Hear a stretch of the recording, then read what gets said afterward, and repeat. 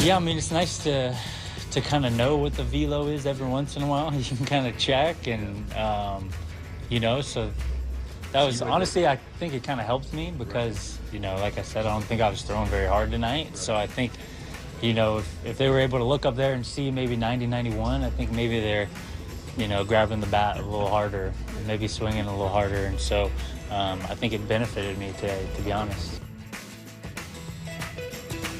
You know what I really like about analytics people is they got such a great sense of humor. I sent out a tweet last night and said it was khakis Armageddon, right? No iPads. Gentlemen, we've got to protect our phony baloney jobs. And I don't normally read the replies, but I did. Were they good? Just for giggles. People are such. People just don't have a sense of humor anymore. No? I'm as mad as hell, and I'm not going to take this anymore. They just it's like, I swear to God, they think that most of the stuff I say in the show is that I really feel that way. Oh, they got mad at you for saying it. Unbelievable. Wow. Unbelievable.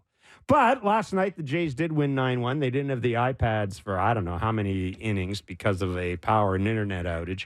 So of course the story is, oh boy, it was like being kids again. We didn't have yada, yada, et cetera, et cetera. Although I did notice that they did score most of their runs, I think, when the iPad was back.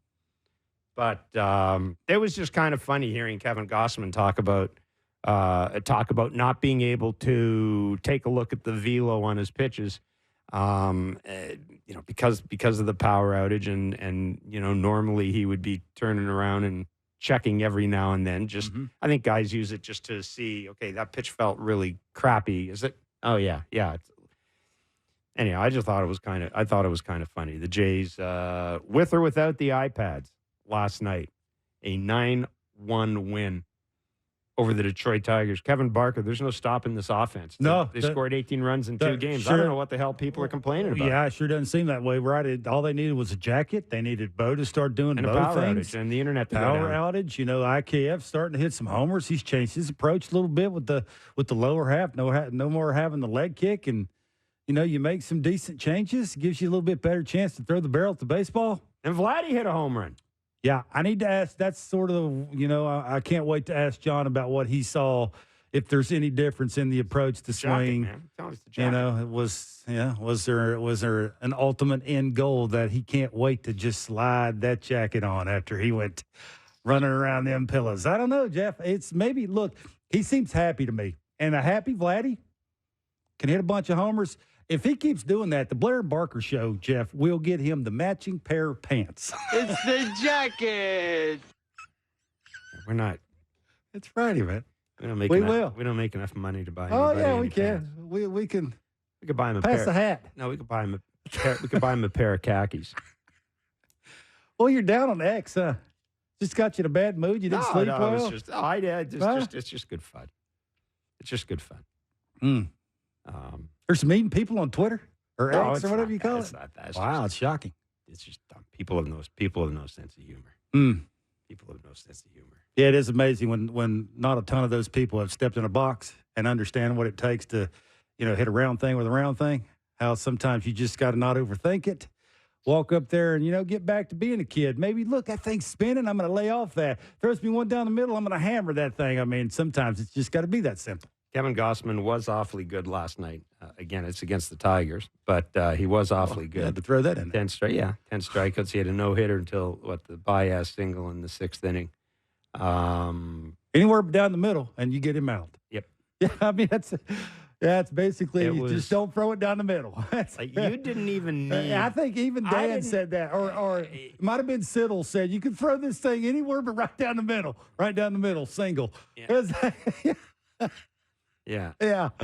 It's amazing how baseball works sometimes. It is remarkable. John Schneider, the manager of the Blue Jays, will join us in a few minutes.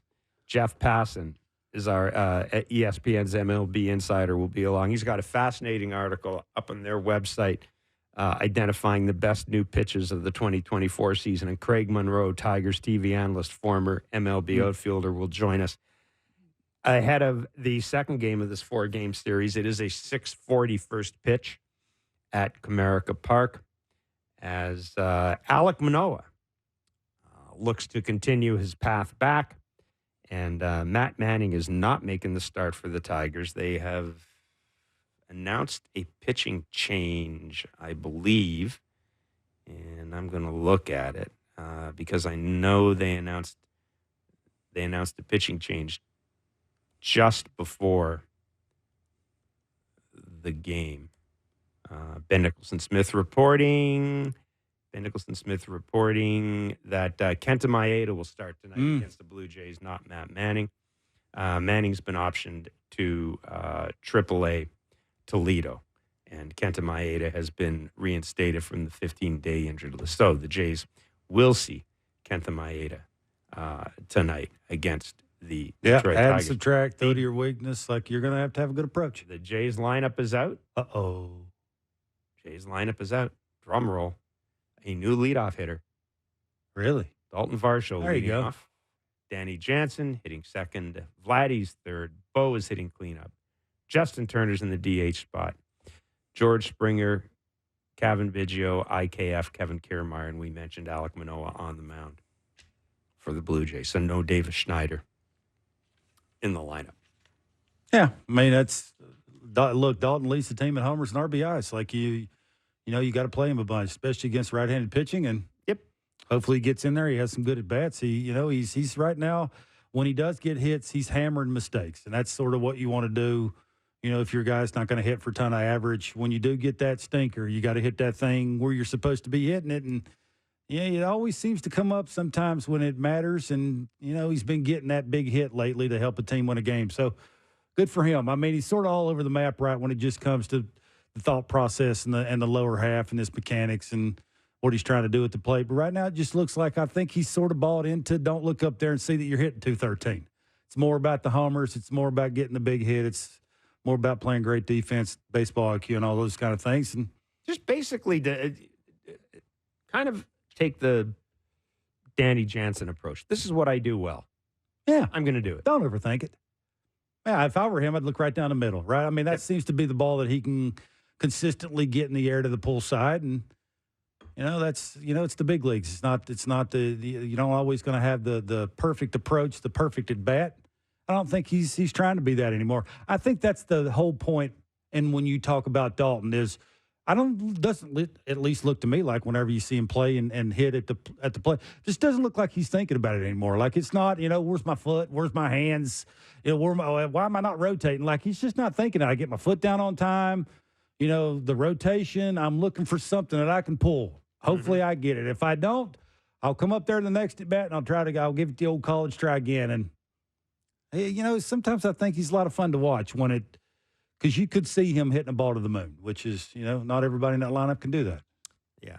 No, it was all kidding aside, the Jays have now, they've won 4 of their last 5, I believe. They've won 4 of their last 5. They're 23-26. The run differential, I mean, scoring 18 runs over 2 days and allowing 3 will be helped by it, but the run differential starting to get a little closer to ever since Alex came on this show. Ever since Alex came on this show. Well, look at that run differential. That's all I'm doing is looking at the run differential. Putting it on X. Look at that. I can't believe you tweeted something. What's the matter with you? I usually send out the lineup. I never bother. Were you bored? I didn't have any milk? No cookies? What's happening? What's going on? Yeah. Anyhow, that'll be the end of it. That'll be the last time, huh? I mean, it is, Jab, jab, punch. I mean, it's just, it's like the worst people in society are on it. That's the problem, so. Well, you can't live without it. It's like the iPad. Timmy 2 followers, Oh, yeah. Anyhow.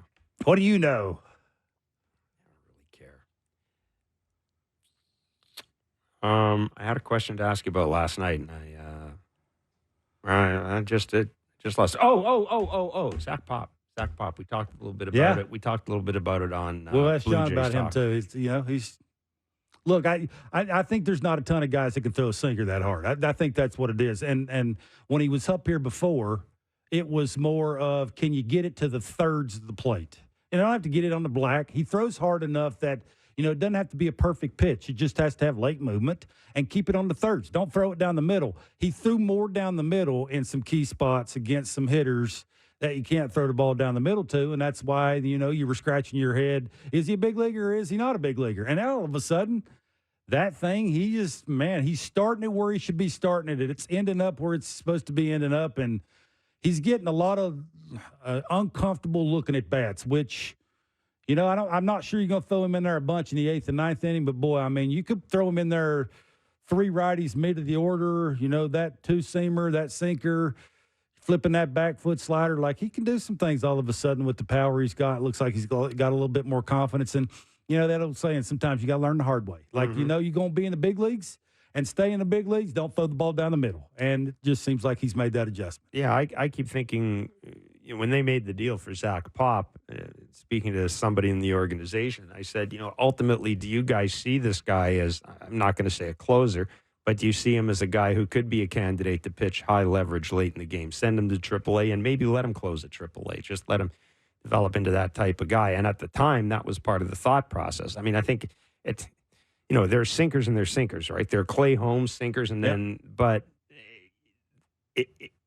the potential of getting a ground ball, to me, like, given where they are right now in the bullpen, we'll ask John this. I don't know if anything's happened with Chad Green or Bowden Francis. I doubt it.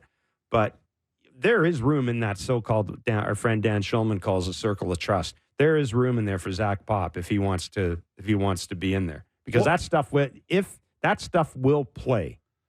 Yeah, I'm assuming John has 3 of those, right? That would be Mano Garcia and Richards. There you go. So you got those 3 guys, and then it's sort of a flip of the coin with the other guys that you're trying to run out there and match up in the right way. And, what do you do with the 2 lefties? Again, we'll ask John about this. It's can't be the easiest thing. You would think you have to figure out a way to get them in there, right? One of the 2 is going to have to step up and figure it out. Who's it going to be, right? And I'm not sure anybody has the answer to that. Tim Mason looked like he's going to all of a sudden figure it out and go out there and get after some lefties and be able to get that one righty that he has to get out. Just right now, it's just consistency of all of it. It's just not one thing, right? It's not just he's not staying on top of the baseball. That's not it anymore. It just sort of all over the place. So, I don't know. It's like, what do you do? It makes it a little easier. Hit a bunch of homers. Hit a bunch of homers, score a bunch of runs, and then them lefties and whoever else you're bringing in there doesn't matter as much. So that's going to help a little bit, too. That's, one of the big things John Schneider's talked about after the last 2 games is the importance of those add-on runs. We saw it last night, a 3-run 8th, 3-run 9th. And that does, if you're a little short in the bullpen or your bullpen is having a bit of a wobble, scoring late and adding on really does, like we saw last night, it saved Jimmy Garcia last night, right? And that's kind of John and Pete and whomever else, DeMarlo Hale, they really haven't had that luxury that often this year of, okay, this is what we got to do. We got 3 runs. Okay, we can sit down. We can shift. We can pivot and do something else. I'm sure John's telling you last night, too, about Turner at bat instead of Biggio, big moment, trying to add on runs. See, that's another thing. And staying away from the pen and guys you don't want to pitch. Right? Absolutely. We had a caller in Blue Jays. He's telling you without telling you. We had a caller in Blue Jays talk last night, or a texter, I'm sorry, in Blue Jays talk last night. I think it was Lena from Regina, if I'm not mistaken, but made the point that, credit John Schneider for the way he handled that at-bat, putting Justin Turner in there to pinch hit. You're looking for a sacrifice fly in the very least. Justin Turner gets a single. It was, that's how you stomp on a team. Right? That is how you stomp on a team. Well, you're trying to anyway, you're right? trying to. Yeah, you're trying to stomp You on know what your weakness is. Like, nothing in that pen right now is a sure thing. There's some guys, but, it's – sometimes you're handing the ball to guys that you don't really know what you're going to get from them, and getting that at least one more run because of the guy you bring to the plate's only going to help and make it easier, and where you don't have to pitch your highest leverage guys. Every day that they give off, Romano and Garcia, they're probably better off for it down the stretch. I would assume, right? Because sooner or later you're going to have to abuse them two guys. Like you're going to have to give them guys the ball a lot. Well, if you if you start scoring runs, the you are going to be in games where you're going to have to close it out. Yeah, the Tigers in Pittsburgh is going to be over soon, and you're going to get in the meat of the East again, and it's going to be close games. You're not always going to be scoring 9 runs. You're going to have to hold runs, hold leads. Probably not going to give the ball to Meza or Garcia or the guys you don't want to give them to. So yeah, it's interesting to see how John does it and sort of says it without saying it. We've got tickets to give away to see the Jays and the Pirates at the Rogers Center. We will do that in the next hour. It is Friday, so we will be going to the back leg line, 416-413-3959. Leave us your name and locations, questions and comments for Kevin Barker. We will get to that at the bottom of this hour. Again, it is a 6:40 first pitch tonight from Comerica Park right here on Sportsnet 590 The Fan. And Sportsnet, Alex Manoah on the mound for the Blue Jays. Kenta Maeda will be taking the mound for the Detroit Tigers. And also a reminder, we've been doing this. Sunday is an early start. It is 11:35 Eastern. That is part of MLB's new package with Roku. Unlike the Apple games, Sportsnet has the rights to televise those games, the Roku games. So 11:35 first pitch. It'll be the regulars, Dan and Joe doing and Hazel doing the heavy lifting, hopefully with no technical issues. Be fun. Let's bring in John Schneider. He is the manager of the Toronto Blue Jays. No technical issues here, I don't think. There he is. Look, how the hell did you survive without the internet, man? Ooh, how did you do no it? iPads. Hey, we did all right. You know what I mean? It was Kev, I'm sure you love that, right? No iPads in the dugout. Oh, he was giddy. I was happy for you, John, that they finally started hitting homers. Even the conversation you were having after the game, it just sounds like you were all warm and fuzzy inside because all of a sudden now they're starting to hit homers.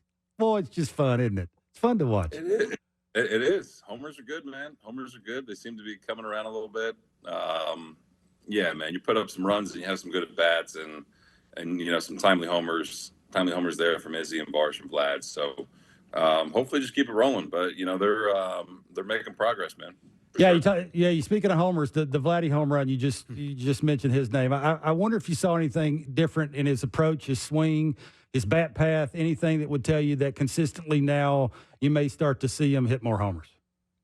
I think it's just where the pitch was. His changeup up in the zone, he put a good swing on it. I think it was having a good approach against the pitchers, and even the double. I think that it depends on where the pitch is. I think however Vladdy is going to be pitched, he's hitting the ball really hard over the past month or so. It just kind of depends on pitch location and where the ball is going to go off of his bat. But overall, man, Vlad's in a good spot. Homers are going to come. Yep. John, you've seen these two guys, an awful lot, both in the minors and here, obviously, at the major league level.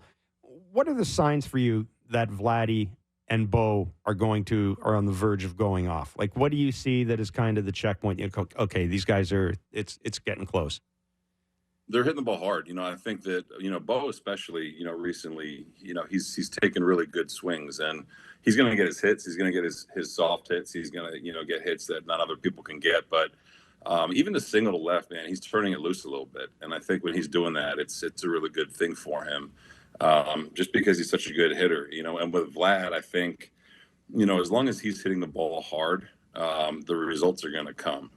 This game is all about hitting mistake pitches. And for Vlad or for anyone really, the home runs are going to come when you put good swings on mistakes. And again, these two guys have the ability to hit pitchers' pitches really well too. But consistently, when you're putting yourself in good counts and you're hitting mistakes hard, that's something we've been talking about for the last couple of weeks. It's not just putting the ball in play, but it's putting the ball in play hard, and the home runs are going to come as a byproduct.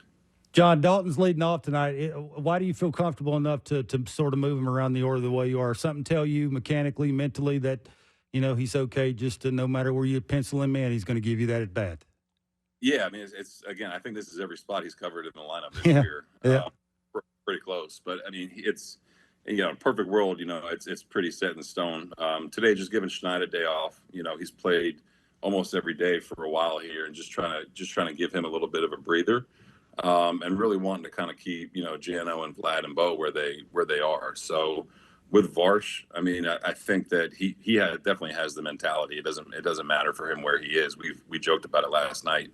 But yeah, just confident that the quality of the at bat is gonna come. I think a lot has to do with the starting pitcher tonight too, and it's a combination of that and then leaving the next three guys kind of where they are. Sean, Kevin made a point before you came on about Dalton Varsho, and he said he kind of gets the impression when you watch Dalton now that he's playing, or he's hitting, I should say, when he's at the plate. There's a sense of freedom. It's like he's just, it's almost like he's this is going to sound bad, but he's accepted what he is as a hitter, right? So in the same way that Danny Jansen knows what he's about now. And I don't mean that in a bad way, but as Kevin said, he's he's not going to look up and say, I'm not hitting 300. He's got extra base power. He's getting extra base hits. He's playing great defense. Do you see that with him? Yeah, I think with anyone really, it's tough to pigeonhole someone and to say, okay, we want you to do all the things that every good hitter is going to do. It's tough to hit 300, 330. I think where Varsh is and what he's kind of understood is where he can hit the ball the hardest and really kind of focusing on those zones. And again, it's, the part of hitting, you're taking kind of small bites out of the things that you need to continue to work on too.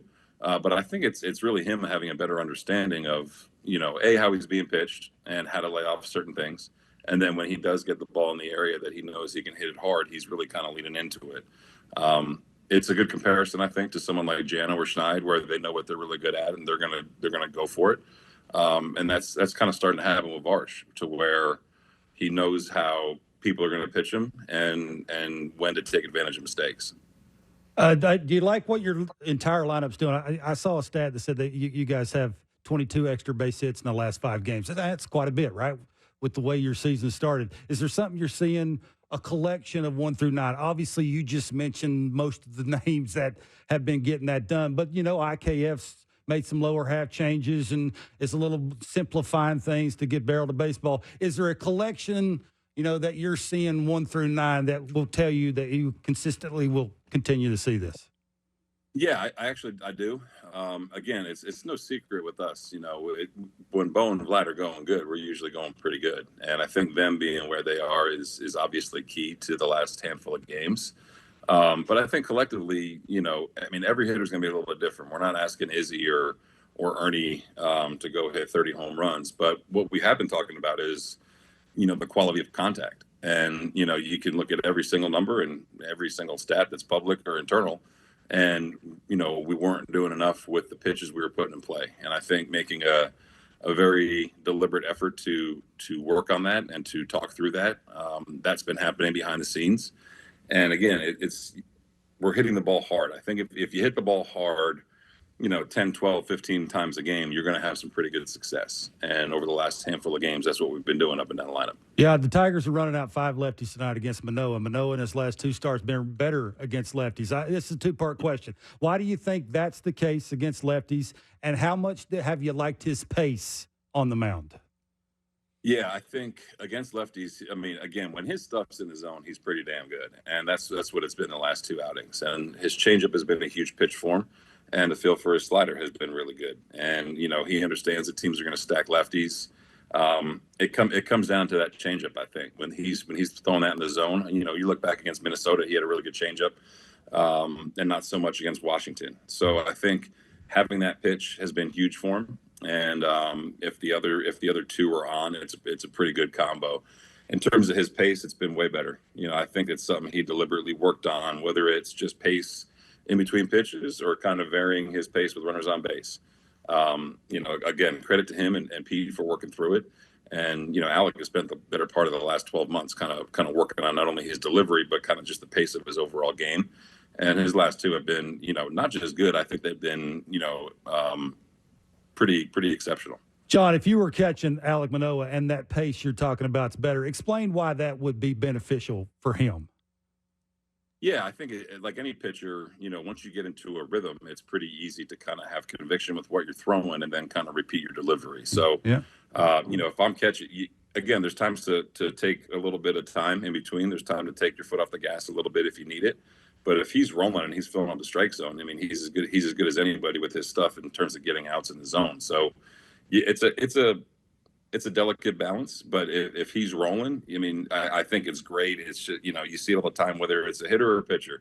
You get into a good rhythm, when you're hitting and the ball looks like a beach ball. When you've got a good rhythm going as a pitcher, you just feel confident and convicted in your stuff. So, again, credit to Alec for kind of working through it. Great answer. Last question for us. Just a bit of housekeeping here. Bowden, Francis, Chad Green. What are the plans for them? Have they become any clearer? And again, I'll include Yariel Rodriguez in there as well.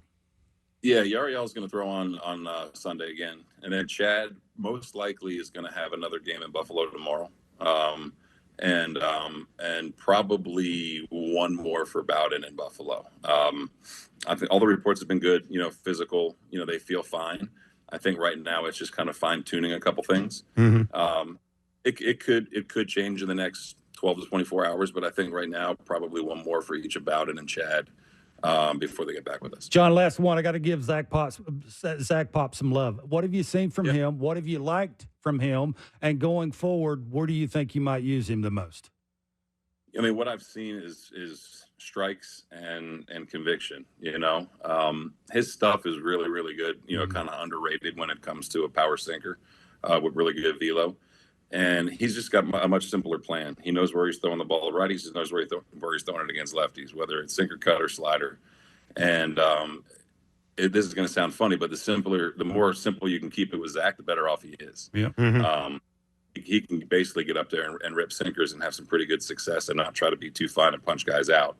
That's what I've liked. He's being aggressive in the zone. He doesn't walk guys, and he's kind of saying, okay, here's my stuff, try to hit it. And, in terms of where he fits in, ideally, last night's a perfect example. You get a couple righties in there before you want to go to Jimmy or Jordan in the 8th and 9th. You feel comfortable with him going in there and for one, throwing strikes and building some confidence as he's going. But he's been really, really good since he's been up. Yep. John, we will let you run now. Absolutely. Thanks so much for doing this, man. Go get him tonight. Yeah, good luck, buddy. Yeah, Thanks. I'm gonna make sure the Wi-Fi is working. Get everybody on the iPad. I'm sure. We didn't even ask you about the jacket. Yeah, we You got off easy with the jacket. We didn't even ask. Not go there, man. No, that's why I told Blair I'd buy him pants. If he continues to hit homers, I'll buy him the matching pair of pants. How's that? I'm in for that too. Perfect. Absolutely. Good luck, buddy. Let you go, John. Thanks Be a well. lot. Thanks, man. Thanks, guys. Appreciate it. John Schneider, manager of the Blue Jays. That interesting comment on Zach Pop and basically keeping it simple. Yeah, not everybody can overthink it. I mean, this is the era of overthinking it. And he joked about the Wi-Fi there, but every once in a while when a dude's struggling, it's okay just to trust what you're doing off the field. Like the things that you're trying to do. Let's not hammer the Wi-Fi too much because it also meant that instant replay wasn't available. But it's just kind of it's simplified. Go up and have a little fun every once in a while. I wondered. I mean, the Jays did win the game 9-1. I wonder if they'd lost the game 6-0. Would you have guys saying, "Well, it was kind of like fun. It was like playing baseball the way it used to be"? Probably not. No. They go, you know what? What do you expect from us, man? There's no iPad. There's no iPad. What the hell are we doing? Anyhow, we want to thank John Schneider for joining us. So there you go, Bowden, Francis, Chad Green. Unless something dramatic happens in the next, tonight, and I don't know, that would mean maybe somebody imploding in the bullpen, John having to go to the bullpen in the second or third inning. It looks very much as if Bowden, Francis, and Chad Green will get another outing in AAA. And then I suppose they could be available in Chicago when the Jays go to face the White Sox. Or I kind of get the impression Bowden, Francis is just a tick ahead of Chad Green. So maybe if something happened tonight and they needed somebody tomorrow, maybe Bowden Francis. And also, they keep hitting. Would be the guy. You don't have to be in no hurry. You can give guys an extra day to figure out whatever they need to figure out. Absolutely. Keep scoring them runs. 416-413-3959. That is the back leg line. It is Friday. We'll go to the back leg line next. It's Blair and Barker on Sportsnet 590, The Fan and Sportsnet.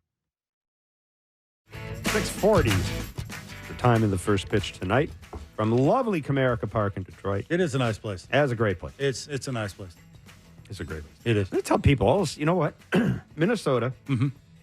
Cleveland, Detroit, and Pittsburgh have always been underrated cities. Cleveland, I guess. Minnesota's great. Anywhere in the big leagues is Minnesota good. in the summer is outstanding. Yeah. But, no, Comerica's a great place. And if you're going to the game tonight, have fun. It'll be Alec Manoah against Kenta Maeda. The Tigers making a late change to their rotation, sending Matt Manning out to AAA. It is Friday, and as I said, that means the back leg line is in use. Well, it's always in use, but we use it on Friday. 416-413-3959 is the back leg line number. Questions, comments for Barker. John in North York. Why am I not surprised that somebody would lead off with this? Your fault. Something that's puzzled me since they've been using the iPads, and I have an iPad, so I get looking at it and watching the picture to pick up things. What I don't get, though, is for the swing, because you're looking at it in third person, the same as I'm watching it on TV. You're not in a virtual position on the first person. So I don't see how that really translates to helping with your swing, other than maybe you see a hitch, but then you're seeing it in third person. You're not seeing it in first person. Anyways, that's kind of my question.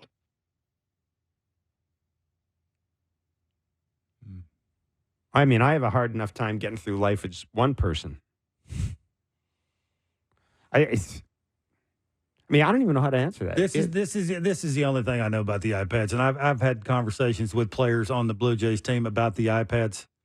It's very certain things that they look at. It's not the totality of the entire at bat. It's if I'm in a cage and I'm working on this and I want to see it translate and I can't feel it, I want to actually slow it down in an at bat to see if I can actually see it, to have it translate in my next at bat. Or what everybody does, right, is the pitch. Is it a ball? Is it a strike? Should I have hit that harder? Like, it's those couple of things, right? It's either the pitch or it's a certain thing that they've been working on that they want to actually go and slow down and look at. That's all I know. And, the thing with we we joke about the iPads and everything, and I know Buck talks about it in the telecast, but this generation of athletes is not just baseball players, but this generation of athletes, they spend their time on devices. They spend their time on their iPhone. They spend the time playing video games. I mean, they just do. They do. And, if you talk to educators, there is a certain type of learning involved in that. And I think that's, one of the reasons you see iPads in use in dugouts. I really do. I think that's how, I keep, and I'm trying to remember another show we had, we were talking about, I think it might have been, we might have had Amy Trask or somebody on from the NFL talking about Justin Herbert. And this is a couple of years ago, but they were talking about how when he was in college, he was basically treated like a pro quarterback. And they did a crap ton of video work. Like he was walking around with an iPad or whatever all day. So I think that's just how guys learn. Like, we can poke fun at it and roll our eyes, but I think it's very much an individual thing. And I'm sure there are guys who are just looking at to see, what did it look like? Where did the pitch go? One little tweet made you soft, didn't it? One little tweet about I did. Yeah. No. Oh, yeah, I did. Well, you can't. Absolutely. It's to each his own. Like, everybody's going to abuse it. No, but you try. I don't think Kevin, you try and do that. Kevin, you've got a young child. Yeah. Yeah. But he ain't trying to hit fastballs. No, but in the big leagues. They learn in the iPad. Absolutely they do, but he's a child. Like, but it's not just that. These are good 21, 22-year-old. How many? I'm not saying there's anything wrong with it. You are. No, I'm not. I'm just saying don't abuse it. It's something to see him do it you just occasionally. You don't like numbers it's and all the time walking around stuff. with it stuck under their arm. I never see them walking around with it. I never see them walking around with it. Come over here, everybody. Look what I did. That's a bit much. You need to. How did they ever used to do it? How did you ever figure it out? Technology. Joshua and Milton. I just want to ask a quick question about how the rotation has been, especially if Alex Manoah is going to pitch. Like, how he did a couple of years ago and how he's pitched his past couple of starts. With the trade talks that have been talked about recently with Vlad and Bo, how hard must it be for a front office to potentially think about selling off at the deadline or selling off a bit for the deadline when you have a rotation that's working pretty well right now? I mean, that is the question is one of the things your team has done well all year has been pitching, starting pitching. Other teams know that. What are you going to ask? If you were calling up the Blue Jays right now, let's leave Bo and Vladdy aside for a minute. If you're calling up the Blue Jays right now, Barrios. Exactly. You're asking for a starting pitcher. I'm not giving him Barrios. So that's who I'm asking. That's kind of the difference here. What Manoah does is Manoah makes it possible for you to eventually trade Yusei Kikuchi this year. And I think Yusei Kikuchi might get you something. I think he might get you something more than people think, even though he's eligible for free agency. I think Yusei Kikuchi's the type of guy that might get you more than you may originally intend.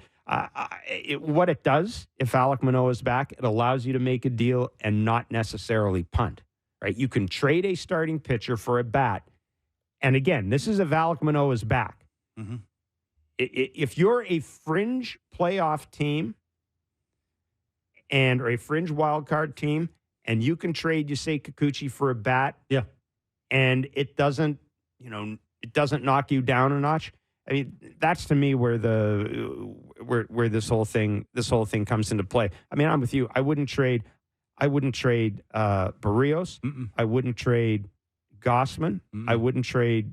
I mean, I think about Bassett, but my inclination would be not to trade him. Yeah. What if they go on a little run and they just have to sort of fill in the blanks? That's the thing, right? How do you fill in the blanks? But the last 2 times through the rotation, 10 starts, ERA of 2.18, 8 quality starts out of the 10 starts. They're on a roll.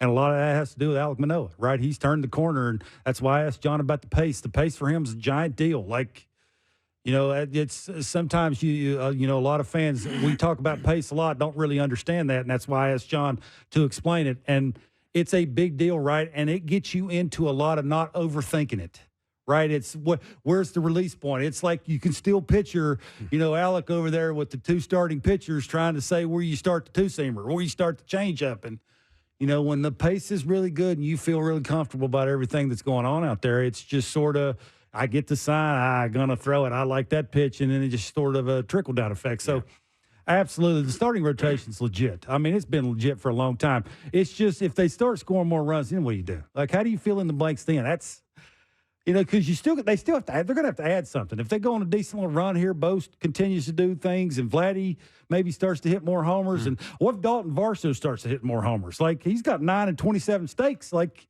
his season's nothing to sneeze at. So they got something rolling here a little bit, and just a little. Vince from Fredericton, New Brunswick. I got 3 quick things.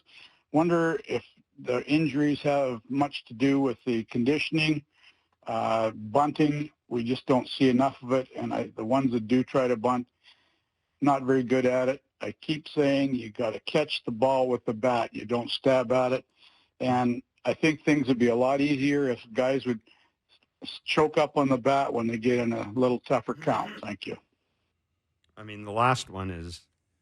Yeah, I like to choke it up. I mean, that's to each his own. A lot of guys don't like it. It changes the feel of the barrel, and it's a lot. You can go pick up any bat and move your hand around on the barrel or on the end of the bat, and you can just sort of tell how different it feels. Right? It doesn't feel as quick. It feels different. Like it's just an awkward feel. You have to buy into that. A lot of guys either don't want to or they can't buy into that. So that's sort of to each his own. Bunting, they give away outs that way. Like who you bunting them over for the Blue Jays? Like it's. Now you're starting to play for the big inning because there's guys that you're counting on getting hot, right? Are you bunting them over for them dudes? They're in scoring position now, right? You start driving balls, big part of the field. Now they're in scoring position standing on plate. Like it just, there's reasons why they don't bunt. I mean, you got people like Alex Anthopoulos coming on and saying power pitching and power hitting wins in the postseason. That's why you're not seeing anybody bunt anymore. Yeah, I can't put. And players don't get paid for it. Players don't get paid for it. Exactly. Nope. And guys aren't doing this For free. For free. No They're way. not doing it as Got a as window to charity make cases. as much as you can. And I mean, just fundamentally, I think the idea of bunting before the 9th inning is just stupid anyhow. Well, I mean, Why every give once in a away an while, out? you know, a Kiermaier getting a guy over bottom of the order, absolutely.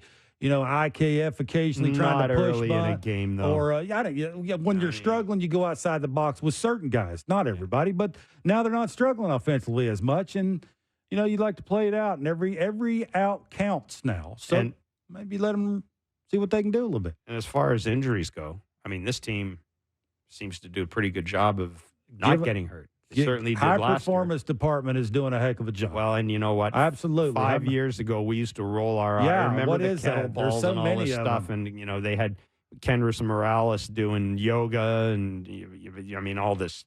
Hey, this I'm stuff. sure they still do it. They just don't let you see them do it. but you know, kudos It to works. the high performance. Hey, they kept George Springer healthy last year. I mean, that's The starting pitchers, The starting pitchers. knock on wood is. I mean, they got some older guys there, right, who have pitched a lot. So give them credit. Mike in Ottawa. You're on the well. You're not. You left a message on the back leg line. I was wondering, do you think by now the Blue Jays should have done something with Vladimir Guerrero? The clock is ticking on his contract, and they're not going to be able to sign both him and Bo. So do you think Ross Atkins should be on the phone already to move one of them? Thanks very much. I mean, we've already had reports. Mark Feinsand reporting that the Jays have had some talks about trading Vlad or Bo. I mean, I haven't anything to indicate that there's anything serious. I'm sure teams talk to them. I know San Diego had an interest in Neon, but San Diego, everybody's going to have an interest in those two guys. In terms of, I mean, I think they missed their window to sign him long term. Yeah. And They would have done it already. the same They thing were with gonna do Bo. The same thing with Bo. I've said I thought when Bo signed that contract covering off the final years of arbitration, to me that was an indication that they might get him signed to a long-term contract because it was easy to build on that. Like if you've agreed with Bo on what you were going to pay him for 3 years, figuring out what he needs, what he should realistically expect to be paid in the 4th year should be a little easier because you've got that 3rd year number. You said, hey, we both agreed in this, so that's a starting point. Yeah. And I guess maybe there's still a chance. Maybe there's still a chance of that happening. But I felt the window to sign Vladdy. I think it ended last spring training. And do I think Vladdy would sign here if they made him an offer that was a market offer? Absolutely. I think he's more likely to sign here than Bo. But yeah, and in terms of trading Vladdy, Yeah, I think there's a difference in taking calls and making calls. Right? yeah, this is the That is a thing. big difference. You're going to get more trading. If you're going to trade Vladdy or Bo, it's better to do it sooner as opposed to later because you're going to get more for them. Because teams are going to give it. It only stands to reason. If I'm going to get a year and a half of Vladdy, I'm going to give you more than if I'm just getting a year of Vladdy. I just am. And I don't think it has anything to do necessarily with how they're performing either. If I'm getting 3 extra months out of Vladdy Jr., then you're going to get more from me in return. And that can be either a better degree of prospect or a better degree of major league. Not saying you wouldn't like to see the both of them, you know, the total bases starting to go up, like Bo's is starting to go up. Vladdy, hopefully. See, you know what? I was just reading something that Jim Bowden wrote. I don't think that matters. Like, especially with Bo. You know what Bo's going to be. Me. I would, yeah. I mean, teams aren't going to sit there. You know what? Oh, we're not going to trade for Bo right now because we think he's like you're getting him for a year and a half. Of course, you're going to trade for him. I don't buy the argument that with Bo scuffling, his value is any less than what it was. I just don't. I think people are looking at buying these guys to have them for a couple of years or acquiring these guys to have them for a couple of years and signing. Well, he's not struggling anymore, so don't have to have that conversation anymore. But I mean, I don't think it was much of a conversation to begin with. Would have been with me. And it's like baseball. Everybody thinks they can reinvent the wheel. If Ross was calling me, it would have been for me. Why is he struggling? Is it something you're saying? Is it something he's doing? I mean, you'd have to give up, half the house to get him. You're going to have to give up a lot to get either one of those guys. No, just think, you'd need to know why they're struggling. Yeah, it would matter. I mean, I think, I mean, everybody knows Bo can hit, but do you know Vladdy can hit 30 homers? Ryan in Toronto. I wanted to ask a quick question about the catching situation or the catching and pitching. I noticed that when we were playing versus Kansas City, we got a chance to watch Salvador Perez work behind the plate. And when he throws the ball back to the pitcher every time, he throws it with some firmness. And as a player, as a former player myself, I noted that having that rhythm or having that confidence instilled into you from the catcher means a lot as a pitcher. And so I'm wondering if you notice that when you watch Alejandro Kirk or Jansen catch, they're kind of looping it back to the pitcher, kind of lobbing it back. And to me, it looks a little bit lazy. Now, I understand that our pitchers, or we've had quite an elite pitching staff for the last couple of years now. So I just want to get your take on if that has any effect on the pitcher's performance. I mean, short of double pumping like Mackie Sasser used to do when he was with the Mets, I don't know. I mean, I guess it would help with rhythm. I've always... I like catchers that have kind of a commanding presence, and that sounds really stupid. I understand that. But, I look at a guy like Salvador Perez, I think, okay, there's a dude. Big man, big presence. He's one-on-one, though. Yeah. But even, and I've said the thing with Kirk, I find him at times just kind of sloppy, the way the game is, the way the game is played. That's fair. I just find it sloppy. I find that there's, it's hard to describe. There's not a crispness to the game. It would I understand be easier he's to a great, take if he was raking. well, How's that? I was going to say There you that. go. Now, if he was hitting like Danny, then I wouldn't be.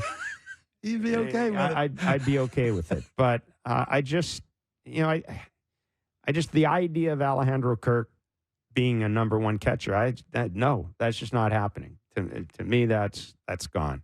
And it's an interesting issue. What do you do with Danny Jansen as a free agent? Because you don't have, I don't think, a catcher in the minor league system that's ready to come up. Is that another thing you're going to have to be looking for in the offseason if you don't sign Danny?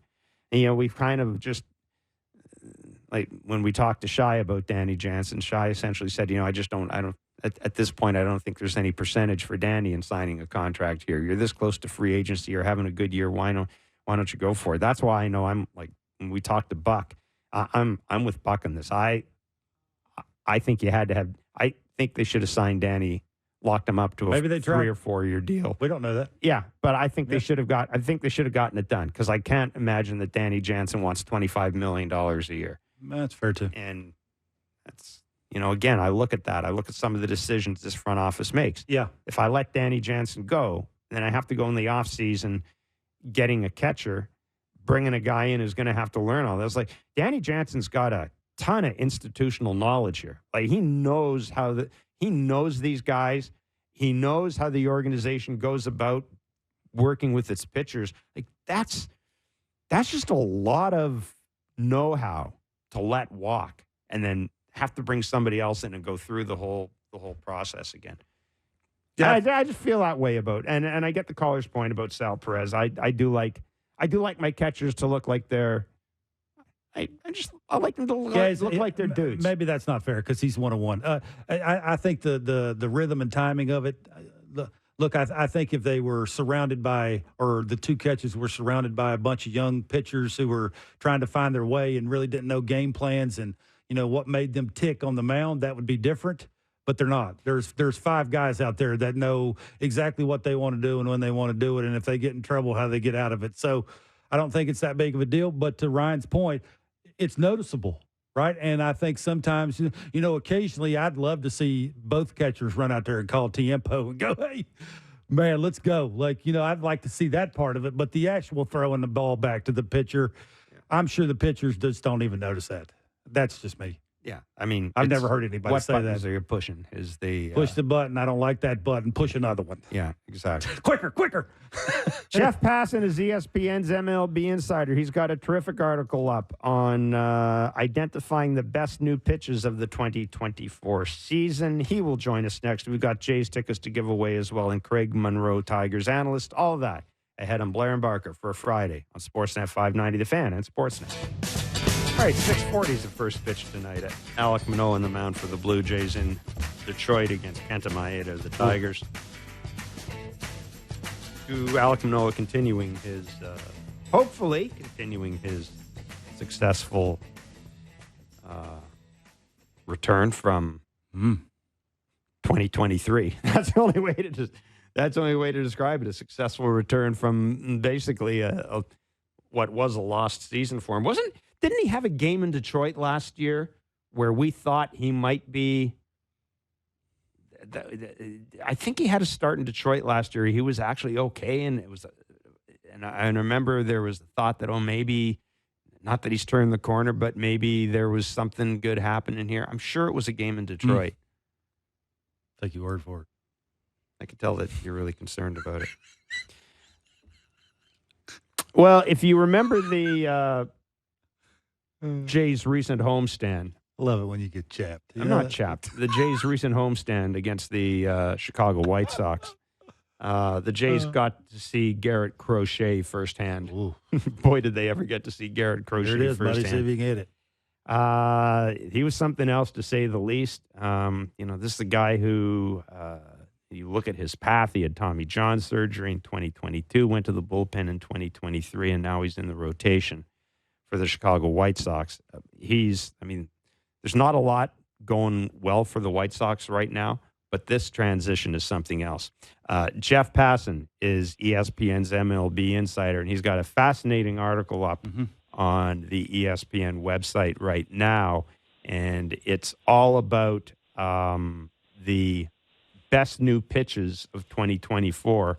And right there at the top, Garrett Crochet and this cutter that he's throwing, which 92-mile-an-hour cutter that he's throwing, and the Jays had absolutely no success with it. Jeff, thanks so much for joining us today. We trust that you're keeping well. It was funny reading the first thing when I read the lead to the article. I thought, he's going to end up talking about Garrett Crochet at some point, and you certainly did. It's one thing to tinker with a pitch. It's one thing to try to adapt with a pitch. It's one thing to do it in spring training. Mm-hmm. How hard is it in this day and age to take a new pitch and throw it in a game and have success with it? Not as hard as it used to be. It used to be the sort of thing, Jeff, where you would have to take an entire offseason trying to develop a new pitch and get comfortable with it. Now, because of TrackMan and because of Rapsodo and because of these technologies that exist in baseball, you have a decent sense within the first 10 times you throw a pitch whether it actually has a chance to develop into something that you want to use. Now, maybe you can manipulate it, whether it's different finger pressures or different grips. There are a lot of different things that you can do to adulterate that pitch and try and tweak it. But by and large, what pitching coaches and by extension pitchers themselves now know is what their bodies are capable of producing and what they're comfortable doing. And, there's it's a term that's going to be taking on a lot more emphasis, I think, in forthcoming years. It's called motor preferences. It's like motor preferences essentially boiled down to it is, how does your body like to move? And how it likes to move, how can we maximize that? And so, good pitching coaches now know what kind of pitches fit with particular pitchers. Everyone wants to throw a sweeper, right? Because the sweeper was the hot pitch. Some guys just don't have the ability, the way their bodies move, to throw a sweeper. So they're going to get hurt if they try to. And with Garrett Crochet, it made sense. He throws a fastball, he throws a slider. What's if those two pitches had a baby, what is it? It's a cutter. And right. So it made sense for him, and it's turned out to be a phenomenal pitch and the sort of thing that he's needed to throw to both lefties and righties, whereas, going with the slider, especially against right-handers, can be dangerous unless you're planting it on the back foot. I would think, too, given how so much focus is on pitching injuries, it would take a certain amount of courage. Money. I would think. It would take, I think it would take a certain amount of courage, though, to also want to throw one of those pitches. Like getting over the idea that you might not hurt yourself. Dude. I think Kevin's right. I think there's so much money to be made. It's like there's already a Faustian bargain with pitching, right? Is there not? Yeah. Like you just know as a pitcher the likelihood is you're going to get hurt, and you come to terms with it. It's unfortunate. It's just realistic, and I applaud the guys. I mean, it's interesting reading through the story, guys. I go over a dozen pitches. It's interesting to see the organizations that tend to foster this sort of thing. The Seattle Mariners have been a very pitching forward organization. Logan Gilbert developed a splitter last year and decided to add a cutter this year, despite the fact that he throws a fastball, a slider, a curveball, and that splitter. He wanted a fifth pitch, and along the way, he helped teach Bryce Miller how to throw a splitter. And Kansas City, an organization that has not been considered very pitching forward, they go out and hire Matt Quatraro a couple years ago. They bring in Brian Sweeney. They give Seth Lugo and John Schreiber cutters, and lo and behold, the Royals pitching staff right now is among the best in baseball. And so I feel like new pitches being developed speaks to two things that when they come together are really important. Number one is a curiosity. How do I maximize the best out of myself? Or if you're a coach, how do I maximize the best out of the staff that I've got? And number two, the ability to execute. How do I take this idea that in theory is good and go out and make it happen? Organizations that do that get better. Organizations that don't stay where they are. Should Major League Baseball be worried about this? Because hitting's hard enough, and now you're adding all these pitches, you're tunneling it, you're throwing it at high velocities. It's impossible to tell the difference between 5 different pitches. I mean, sooner or later, dudes are going to stop hitting it. I mean, not everybody's Juan Soto. Like, do you think Major League Baseball's worried about this? Kevin, by sooner than later, do you mean now? Mm-hmm. Yeah. I was reading your article. It's one thing to figure out how to throw all this stuff moving all over the place, but somebody's got to try and hit it. And hitting's down as it is. Like, Major League Baseball has to be worried about this. No, I would think. Hitting, it's not just that hitting is down. Let's look at this contextually here. We had the pitch clock come in last year, and that was a wonderful and revolutionary thing that I think all baseball fans are really appreciative of now. I genuinely don't know anyone who has like a bad word to say about the pitch clock. Do you guys? Nope. Like you have your one friend? No. Nope. No, I don't even. No friends. Yeah, well, Barker has no friends. No, I've got friends. I've actually got people. No, listen, I've got friends. I've actually got people who are a couple of friends who are season ticket holders, and I got to tell you, I hear the same thing, Jeff. They love it. Yeah. Like they love getting the kids home before midnight. They really do. Hell yes. Yeah. The best. The best. The pitching clock is great, but what we tend to forget is there were other rules that were implemented at the same time. And these rules were intended to make offense return. These rules, whether it was the lack of shifts or whether it was the larger bases, they were purely offensive-minded and based rules.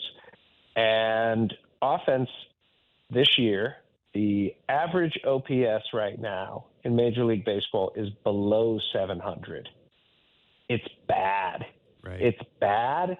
And why it's so bad, Kevin, and you totally hit the nail on the head with this one, is that there's no panacea out there right now. There's nothing obvious that we can seem to do to say, hey, offense, catch up. You're falling too far behind. And yes, absolutely. There is a concern at Major League Baseball right now about the imbalance, and they're trying not to, they're trying not to get too far over their skis because there have been moments in the past where offense has waxed and waned, and then comes back after a few down years. But I'm with you. Yeah, pitching is so, and the wild part of it is we keep saying how good pitching is, and yet, let me ask you guys a question. If you were managing and you had your choice of any starting pitcher to start one game to go and win the World Series right now, who would it be? Paul Skeens. Okay, that's Really? It's very interesting you say that, because my answer yesterday was Zach Wheeler, but I said by the end of the season I think it's going to be Paul Skeens. Yeah, my Wheeler would have been my choice, but yeah, that would have been mine too. It's just the era of the hard thrower. It's the bazillion miles an hour that never slumps. Like the 101, Jeff, that never slumps. Like I can get you out because you've taken 3 billion swings until that 7th game of the World Series. But if he's throwing 101 and somewhat locating that, I'll take my chances with that. So that's the first name that popped in my head because that's how hard that guy throws. Yeah. Yeah. I mean, you're not wrong. Like the league average fastball is up to 94.4 this year. Crazy. Wow. Like I know the average, like it's insane. Like 15 years ago, a guy who threw 95, it wasn't an anomaly, but he was considered a really hard thrower, right? Like if a dude's throwing 95, he's coming with something. 95 right now is average. Yeah. What? That's where this game has gone, and no wonder hitting stinks. It's really hard to hit. You know, the hardest thing to do in sports is hit a fastball. Well, that was when fastballs were 88. Yeah, that's funny. We were watching the Reds and the Padres before he came in here. Jeremiah Strata was pitching, and he threw a pitch that was 97. He threw a pitch that was 97 outside the zone. But we both kind of looked at each other. And I thought, a 97. Not a big deal And anymore. Barker said, remember when that would have got us out of our chairs? And I said, yeah, absolutely it would have. Yeah. Did you see Estrada split? It's crazy. Well, you got no chance. It's a nasty pitch. Hey, Jeff, question for you about all these pitches. Absent, I think, unless I missed something, was a curve. Now, I know that Spencer Strider was working on a curve in spring. I was told he's working on a curve in spring training. Of course, he's hurt. Is there a reason for that? Is there a reason that there wasn't a great new curveball that's been unleashed this year? Yeah. Because curveballs just aren't seen as like in the hierarchy of secondary pitches. Mm-hmm. Curveballs might be at the bottom. Okay.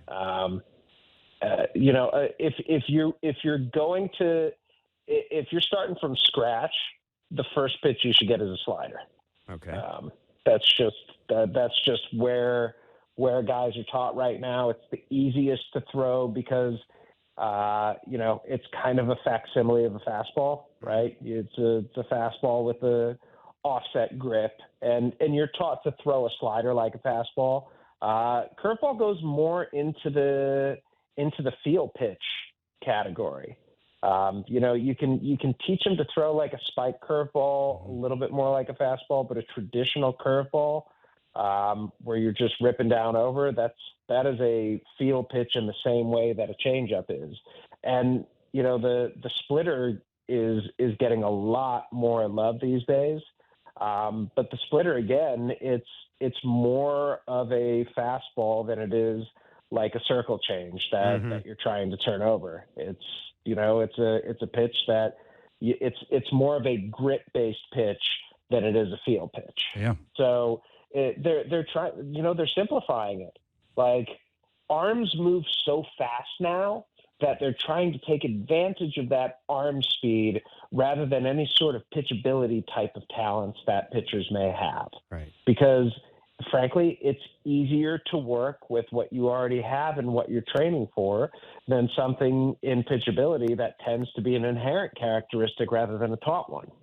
The one of the guys he talked about in this article that fascinates me because we got a taste of him last year late in the season was Jordan Hicks, whose new pitch is a new pitch in air quotes is a dialed back fastball. Now, Kevin and I had a conversation with Pete Walker at the end of the year. Actually, sorry, Kevin didn't and related to me, but we talked about Jordan Hicks, and it had been pretty clear that Jordan Hicks had told Pete that, but also told him that I want to start. I don't want to be a reliever. I want to be a starter. So of course the Jays, they stopped pitching it. But that's what they did basically. Yeah. We'll top that. We won't pitch you no more. But the San Francisco Giants ended up signing him as a free agent, and his numbers are tremendous. And it's he's not throwing as hard. is his new pitch basically. No, and you know what? It allows him to command it, right? And that's always. I feel like Jordan Hicks is a really interesting case study for the rest of Major League Baseball, and Ronaldo Lopez to some extent too. The two guys who, a new pitch like a dialed back fastball is something I've never written before. Yes, but it's the case with them because as a reliever, each of them went out and threw the piss out of the ball. They just threw it as hard as they possibly could. And Jordan Hicks averaged for the first 3 years of his career 101.3, 101.4, and 101.2 on his fastball. Last year it was 100.3. This year it's down to like 95.2. Yeah. And it's because wild. he understands that you can't go out there and throw it 100 miles per hour and put it where it is, where you want it every time, unless you're Paul Skeens, right?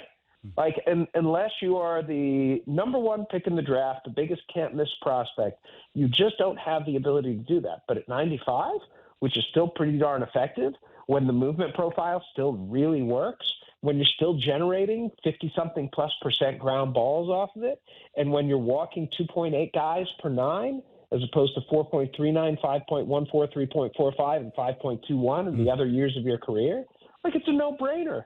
You're not going to strike out as many guys. That's okay, because you're keeping the ball on the ground, you're keeping the ball in the ballpark, and that right there is like 3/4 of the battle. If you have a halfway decent defense behind you, and he certainly does in San Francisco, if you play in a ballpark that's conducive to those fly balls staying in, which he does, you pitch to your environment, and your environment includes your teammates in your ballpark. And if you can do that well and throw strikes, you're going to be successful. And that's why Hicks has a 2.38 ERA and Ronaldo Lopez has a 1.5 ERA. They've been two of the best starting pitchers in baseball this year. Jeff, the Blue Jays are starting to hit. Are you buying it? I'm not fully there yet. It's been nice seeing Vladdy put some barrels on the ball. And it's been nice seeing Bo Vlad hit one out of the yard. We got a long way to go, though, boys, do we not? I mean, Varsho picking things up has been very welcome. And Kiermaier's been hitting, and it's good to see David Schneider finally in the big leagues. But they need like a superstar month from Guerrero and Bichette, right? Yep. Like that's what we're still missing, is it not? Absolutely. It's like, okay, they're starting to hit now. Where is like the dude within? Where is the guy that we saw walk into Yankee Stadium and hit 1,200 feet of home runs? Where's the guy that we've seen leading the league in hits? Where are these foundational players that the Blue Jays have built themselves around? And it's really nice to have a good 20-game stretch here. Where's a great one? Like maybe I'm getting a little bit greedy. Maybe I'm getting out over my skis a little bit here. But if the Blue Jays have any desire to not be sitting there 2 months from now trying to trade away players rather than trying to acquire them, then the two of them need to start playing like guys who weren't being built around, because they have not to this point. Jeff, really good of you to do this, my friend. Thanks so much. Terrific read. Absolutely. Thanks, buddy. Hitters got no chance is what you're saying. That's basically what you said. No chance. Oh, you know what? There's one hitter I know who would have a chance. Me. His name is Kevin Barker. Yeah. Way to go, buddy. I appreciate that. I'm sure he'd Not have a true, chance. but I appreciate it. I'm sure he'd have a chance. Thanks, Jeff. Thanks, buddy. See you, boys. See ya. Jeff Passan, MLB insider with ESPN. It's amazing how much further ahead pitching is the more I was than hitting. And when you mentioned Paul Skeens, I mean, my initial reaction was, well, I want somebody in the postseason. But then I think about it, and I've watched him pitch, and I don't know how you hit it. I don't think anybody else does either. I mean, you basically got to hope that he doesn't throw one as hard as he normally throws it down the middle. And if that's the case, that's what it is. It's instead of 100. If that's the case, he's probably hurt. It's 96. Like that's. And when does that happen? I just threw that. That was the first name that popped in my mind. Wheeler's probably a better choice because of experience and the bright lights. Yeah, he's like good. really good. But man, it's just like if you're wanting the big, strong, leaning on me, I can muscle my way through a game 7. I mean, I don't. Skeens is must watch. You don't think people be tuning in? Yeah, I'm really trying to figure out now that you mentioned it because. The old faithfuls, right? Scherzer, Verlander, they're not. They're not there. I'm thinking of Houston. I mean, I already talked about Verlander. I'm looking in the East. Garrett Cole, healthy. Yeah, that's a good one. I do like healthy Spencer Strider. Yeah, but neither of those guys are healthy. So if we're talking right now. I'm probably still leaning towards Zach Wheeler, but I mean, Pittsburgh's never going to get there, but that they were both those, and the other guy's not half bad either. Jared Jones is not half bad either. Jays are missing him too. It's pretty good. They miss both those. Yeah, it's just sort of now that you're thinking about how hard they throw, and then you think of a guy that throws harder than they normally throw. Like that, I think, is where, that time of the year, guys are tired. Like Bass just not as quick as it was 2 months before that. You would think you're leaning on power. Now you need other things, right? You need location and you need unpredictability and those kind of things. But, man, I mean, how would you not want a big dude throwing 101? And pitching with 101. Don't come around every day. Are you surprised at the success Jordan Hicks is having so far? Yeah. Well, look, I guess I just find that fascinating that a guy whose average velocity is over 101 miles an hour suddenly buys into the idea that he's got to basically shave 6 miles an hour off the pitch to be successful. I mean, it's the Hader thing. He was throwing 92 in his last start. It's and they couldn't hit it. It's the Josh Hader thing, right? It's if you pay me, I'll pitch 2 innings. If you don't, I'm not doing it. Like, if you pay me to be a starter and you want me as a starter, I'll do whatever it takes to give you the best starter that I can give you. I gotta ask you this. We talk about the St. Louis Cardinals, how they've screwed up a lot of outfielders and traded away a lot of guys who've got, Randy Rosarina, Dulce Garcia. What if Jordan Hicks, because they had to go out this year and basically sign a bunch of old dudes plus Sonny Gray. What if Jordan Hicks turns out to be the real deal and you're the St. Louis Cardinals? That's another guy that you completely misread the thing. Like, I don't blame the Jays for it because, did the Jays did they need Jordan Hicks this year to start? I mean, based on what you see now, you'd go, hell yeah, we take him. But at the end of last season, they weren't going to give him 30. What did he get? What did he get? 30 million or something? No, they're not going to give him that anyway. They weren't going to give him that anyhow. Yeah. I'm saying I don't blame the Jays for this. But man, if I'm the Cardinals, I'm just thinking, what are we doing? Yeah, I think the Cardinals are in a way that, just doesn't have any, I think, a lot to do with the product on the field. It has to do with the people running it. And they can't get out of their own way. How long they've been there and the same person making the decisions all the time. Maybe that needs to change. It's changed quick. We've been giving you the chance to win Blue Jays tickets all season long here on Blair and Barker. All you have to do is text the correct answer to our daily baseball trivia question to 590-590. Our last trivia question and answer was, this former Blue Jay signed the largest contract ever given to a free agent by the Pirates. The answer was Russell Martin. The dollar figures I just shake my head when It's a misprint. 2 years and $17 million. That's crazy. Like, that's not even reliever money. No. IKF got that. Russell Martin, 2 years, $17 million. That was the answer. Today's question, this is a good one now. Today's question is to win tickets to see the Jays and Pirates at the Rogers Center on June 1st. Last night, Kevin Gausman passed this former Pirates and Jays pitcher for second place on the list of 10-plus strikeout games in Blue Jays history. Name him. All right. So last night, Kevin Gausman passed this former Pirates and Jays pitcher for second place on the list of most 10-plus strikeout games in Blue Jays history. Roger Clemens has the most. Give him a hint. I just did. I told him who it wasn't. So you got to name the former Pirates and Jays been on this pitcher show for second before. place How's on the that? list of most 10-plus strikeout games in Blue Jays history. Name him. He's been on this show. Yes. And he is a personal favorite. Personal friend of mine. He's a personal friend of yours. I loved covering him. He was... Well, you're giving it away now. He was fun. Anyhow, text the answer to 590-590. I would have never gotten this. rules at Sportsnet.ca. I had to look it up. I would not have gotten this one.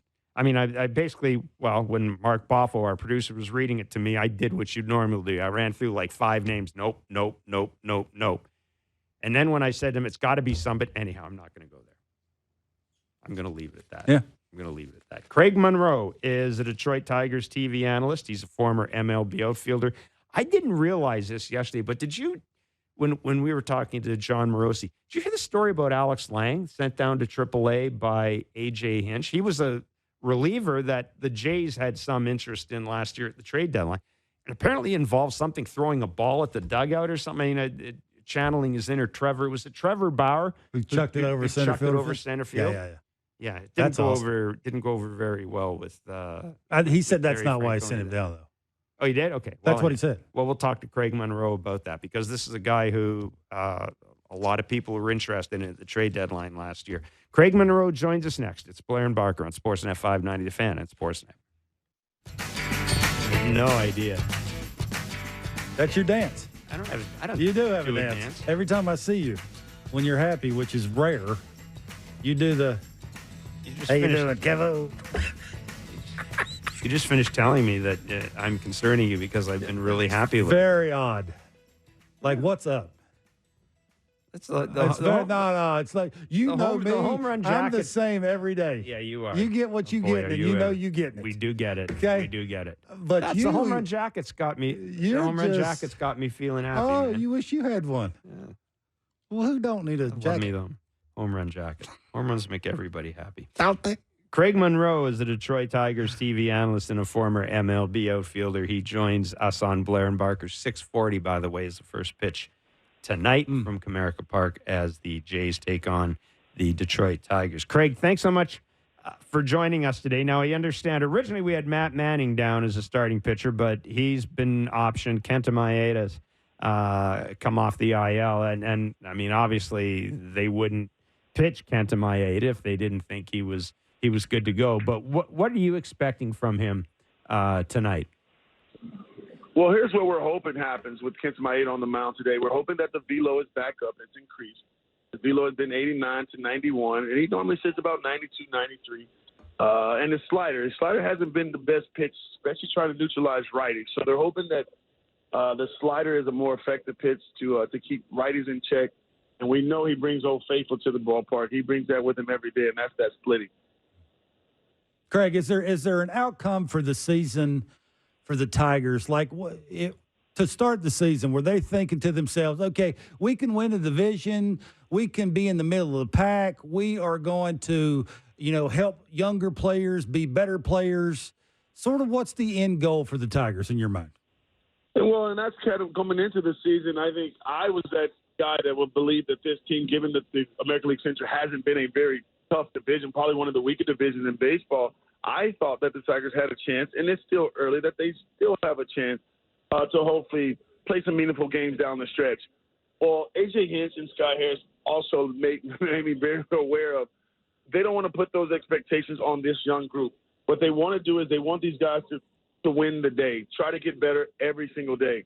They knew coming into the season offensively that there were going to be some ups and downs, probably more downs than ups. These guys are learning, and I think that's where this team is. We're a team that are really – we feel good about our young players that are getting the opportunity to play. Have they been through some tough stretches? Absolutely.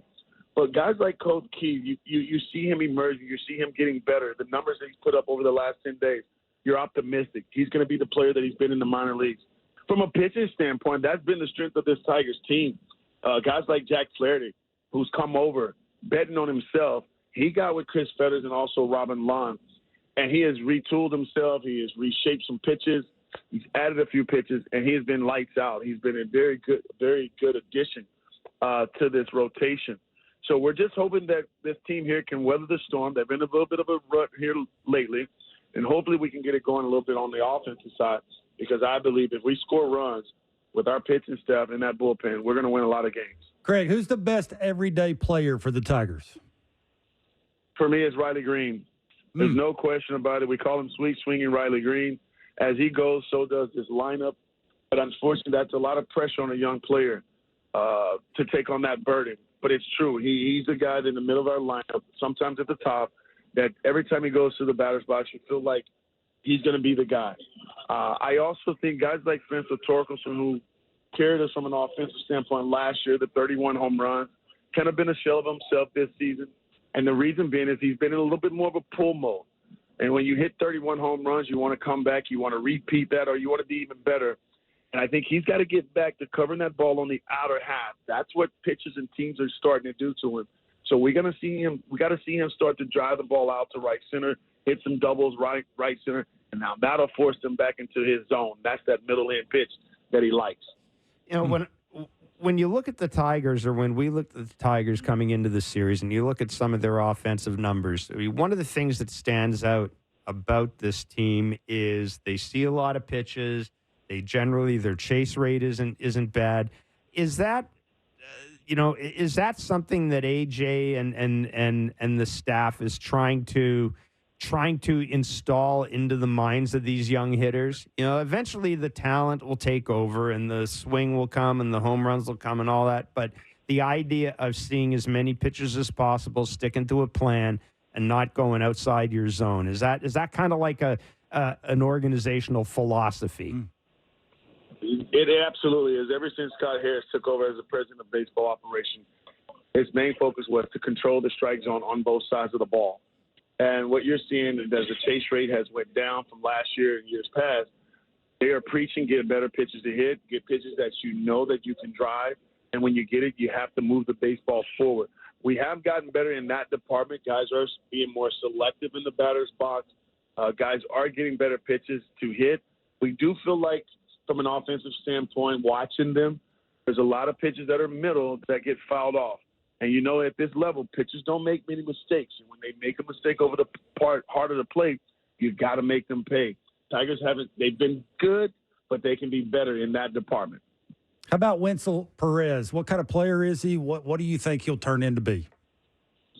You know what? He has made an impact right away. I don't think anybody expected him to be right in the middle of this Tigers lineup this season. Here's a guy that got drafted in the International League when he was 16 years old. He's been through some things in the minor leagues, some injuries, and kind of slowed down his development. But once he got here to the big leagues, I mean, he took the big leagues by storm. Good bat-to-ball skills from both sides of the plate. He's got more power from the left side. He does have power to opposite field as well from both sides of the plate. But here's a kid that has a really good understanding of the strike zone. He shows some solid plate discipline. I think because of the impact that he can have on the bases and in this batter's box, when he gets on base, he is a base-stealing threat. He has injected some energy and some youthness in this team that has really helped us get to a level where he is clutch. He has been clutch, and this situation coming to the big leagues has not been too big for him. He envisioned himself being here, and now he's here, and we're all excited for him. You go in that clubhouse, man, he's got the biggest smile on his face every day. I actually asked him, I said, Papa, you always smiling. Because, Simo, I'm in the big league, baby. Awesome. I said, that's right, baby. And so he is a kid that you root for and a kid that you want to see continue to have success. Craig, a young lineup facing the Jays rotation. They got a little something for everybody, right? The split finger, the two-seamers, the change-ups. Like they can throw a bunch of different stuff at a bunch of different kinds of hitters. What do you think a young hitter can take away from facing a rotation that is good as the Blue Jays, but do it in all kinds of different ways? Well, I'm hoping that they give themselves an opportunity to have success against these different shapes and these different pitchers by being patient. Again, pitchers take advantage of guys expanding the strike zone. You guys do a really good job of attacking the zone. But again, when you get to those leverage counts, you have weapons to put guys away. This is where the Tigers have to be very disciplined against you guys' rotation and also your bullpen arm to where they can't get themselves out. We're a team, the way we're built, we have to trust the guy behind us. And if they're not going to throw you pitches in the zone to make contact, you got to take your walks. I'm hoping that in this series, these guys here understand what big league pitching really looks like from a starter standpoint. You have to be in every at-bat, and you have to compete at an all-time high. That's how good I believe you guys' rotation is, and I'm hoping that the boys can get after them a little bit more today than they did against Gosman yesterday. He was sensational. Yep. Last question from us, Craig. What happened exactly with Alex Lange? You know, Kevin and I were talking about this. Is a guy, he was a closer in 2023. We'd heard at one point the Jays were interested in him. Certainly other teams were interested in him as well. He's been sent down to AAA. You know, we've read about I'm not even going to call it an incident, but apparently, A.J. Hinch gave him a dressing down on the mound, and there was something about a thrown ball and all this. But what happened, and what is the plan for Alex Lange? And really what you read is true. He let the emotion get to him a little bit, and he did fire a ball. But A.J. Hinch right away said this decision was not about the incident or the ball being thrown. It was more about Alex Lange not being able to command the strike zone, and that has been an issue. Even last year, going back to last year when he saved 33 games, he would rely on chase. Mm-hmm. His slider is a legitimate – his curveball is a legitimate swing and miss pitch for him. But all of a sudden, calendar changes, and it's 2024. Teams are being more patient against that curveball. It has a different shape, has not been as effective. And so what they're doing now is they're getting him a little breather.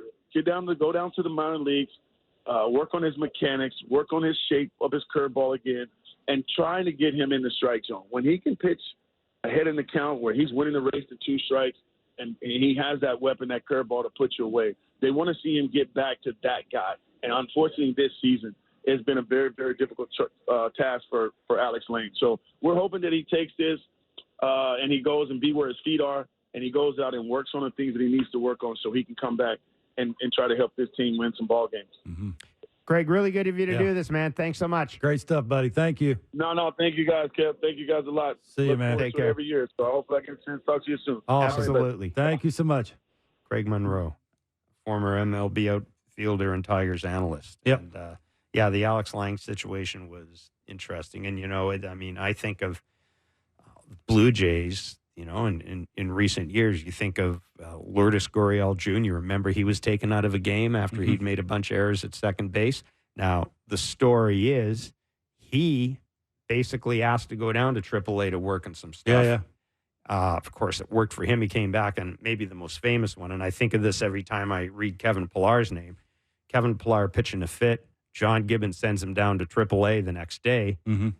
And instead of the organization burying the guy, and let's remember, it's Kevin Pillar. It's not like he was a first-round pick. Nope. Instead of them burying the guy, they brought him back up, and, he's had himself – you're having a good career, actually, when you get to a certain age and you're moving from team to team, but instead of bouncing around, it's because another team really wants you. Absolutely. That's the difference between bouncing around and playing out the string and having a team go, no, we want this guy because this guy can still do something. Yeah. So, fingers crossed, because you don't like to see anybody – you've been there. You don't like to see anybody go down to AAA and just kind of and be forgotten or it's hard not get back. Yeah, it's hard. It's hard not to be forgotten. Like I've been there. Like it's not the easiest thing to because game doesn't overcome. wait for you, does it? Absolutely not. Like when you make somebody mad that's got a big say so in your career and that organization. Normally you can't come back from that. And yeah, those couple of names there are good for them. One guy went as far away from the infield as possible, which is better off, right? He could use the thing that God gave him, which is the arm strength. So, yeah, and Pillar we know is a great defender. So, yeah, absolutely. It's not the easiest thing to come back to the same organization and, not miss a beat like it never happened. And hopefully Lange does that, can pitch the way he's capable of pitching. He's got filthy stuff. Yeah, he does. But, sometimes it's – I like the turtle. It's crazy. I like that. No, you don't. Like it? You do not like it. Like the little turtleneck. I do. Chipper. I used to. Every time I see Chipper, I make fun of him. Think of the same. That's exactly what I think. I make fun of him for it because it's just. Everybody knows who wears it. And nobody wears it for a reason. That's right. That's why I've always associated it with Chipper. It's weird. Yeah. We're talking about basically the turtleneck. Well, the only thing he wore it all year, right? He'd wear it in the summertime. He just had ones without sleeves. Yeah. Oh, he did it all the time. I mean, I thought it was great. Make fun of him. I don't know. I thought it was. It was like Chipper's. It was like, I don't know if you'd call it his calling card. Absolutely, that's it. That's what it was. Well, nobody else would wear it. Thing. Yeah. Except for Alex Lange. Yeah, they used to give them to us, and I'd cut the top out of it. I mean, honest to God, me I cannot imagine. I didn't like it. I cannot imagine anything being more uncomfortable. It's terrible. Like 2:00 in the afternoon in the summer. I mean, it's Chipper Jones. Like, it's first ballot Hall of Famer. He can do what he wants and feel how he feels. And he grew up in Florida, it so gives him a little. It's like the jacket. I don't feel the same unless I got the protection around the neck. So you are, buddy. Don't change it. So we're about less than an hour away from about first 4 pitch. hours from a winning edition of Jay's Talk. That's where we're at, 4 hours Jeff. from a winning edition of Jay's Talk, following the game with Blair and Barker. That is true. Monday is Memorial Day, so we will be doing Blue Jays Talk following the game on TV and radio. There will be no Blair and Barker that day. I keep forgetting Monday's Memorial Day. Both Canada and the U.S. should have the same. Should have their holidays coinciding. Who do you blame? I blame you guys, obviously. I mean, we're here first. What's wrong with you? I think we're here first. Okay. We probably weren't. Go. We probably weren't. You're the smart one of the group. Figure it out. Yeah. Says a lot, doesn't it? We talk about a ship with no captain. Wow. I'm a good leader now. Huh? I'm a good leader. I'm not a good follower, but I can lead me some troops now. Yeah. What are you looking for from Alec Manoah tonight? Gonna move on. The five lefties is the thing, right? That's where he's going to have to make his money. Is how do you get him out? John was saying the changeup. I think it's the sinker. It's going to start with the sinker. I know he's trying to throw some more four-seamers up, trying to get ahead with that with less movement. He can control that a little bit more, and then start expanding with the two-seamer and get some swing and miss that way and just make a hitter uncomfortable, and then start throwing the changeup when he wants to throw it. And, he's doing different things with his fingers to make the slider do different, sort of have it shaping certain counts and keep it in the zone and back footing it. And it's going to have to be a collection of everything. Like one feeds off the other. It's just not, I don't think if he doesn't have two of them that he'll have a good night. He needs basically sort of the three, sprinkle in the four-seamer. Like he's going to need, a heavy dose of getting ahead. That's the most important part of it, strike one. And then, sort of, I think the bigger Kirky can get back there, the better off he is, right? Just give him a bigger target to start that pitch Jansen's at. catching tonight. Is he really? Yeah, Jano's catching tonight. Okay, they're going for more offense, even more. Yeah, so get bigger. That's I think that's going to help too. Is the bigger the catcher is, the better off he'll be. And July 7th last year against the Detroit Tigers. That was his first start back after a month off.